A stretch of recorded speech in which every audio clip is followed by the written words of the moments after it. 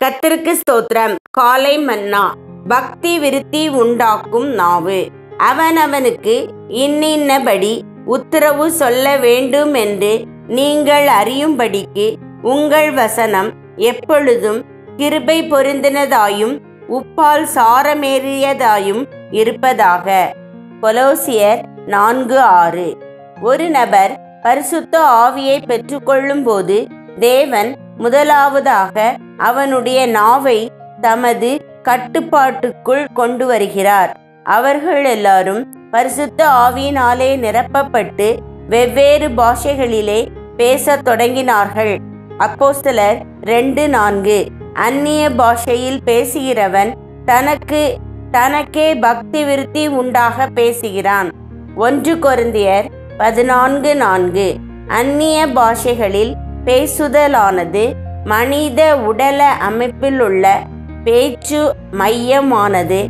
அனைத்து நரம்புகளுக்கும் கட்டளை கொடுத்து அவற்றை சரியான நிலையில் இயங்கச் செய்யும்படி அதை தூண்டுகிறது என்னும் உண்மையை நாம் அறிந்து கொள்ளும்படி நம் மனதை பிரகாசிப்பிக்கிறது. நம் நாவானது நமது இருதயத்தின் மேல் ஆதிக்கம் செலுத்தக்கூடியதாயிருக்கிறது. இருதயத்தின் நிறைவினால் அவனவன் வாய்ப்பேசும்.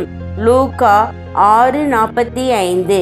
உங்களில் ஒருவன் தன் நாவை அடக்காமல் தன் இருதயத்தை வஞ்சித்து தன்னை தேவ பக்தி உள்ளவன் என்று எண்ணினால் அவனுடைய தேவ பக்தி வீணாயிருக்கும். யாக்கோபு 1:26. என் வாயின் வார்த்தைகளும் என் இருதயத்தின் தியானமும் உமது சமூகத்தில் பிரீதியாயிருப்பதாக. சங்கீதம் 19:14. நாவும் செவியும் ஒன்றோடு ஒன்று சம்பந்தமுள்ளதாயிருக்கின்றன. கர்த்தராகிய ஆண்டவர் எனக்கு கல்விமானின் நாவை தந்தருளினார். கர்த்தராகிய ஆண்டவர் என் செவியை திறந்தார். ஏசாயா 50:4-5.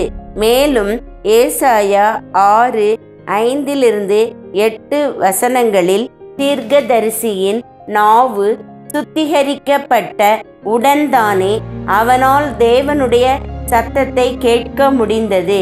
அத்துடன் அவனது ஜீவியமும் தேவனின் அழைப்புக்கு கீழ்ப்படிய ஆயத்தமாயிருந்தது என்று நாம் காண்கிறோம். வேறு வார்த்தைகளில் கூறின், நீ தேவனுடைய சத்தத்தை கேட்க கூடாதவனாயிருப்பாயாகில் உன் நாவுக்கு சுத்திகரிப்பு தேவையாயிருக்கிறது என்பதையே அது புலப்படுத்தும். கெட்ட வார்த்தை ஒன்றும் உங்கள் வாயிலிருந்து புறப்பட வேண்டாம்.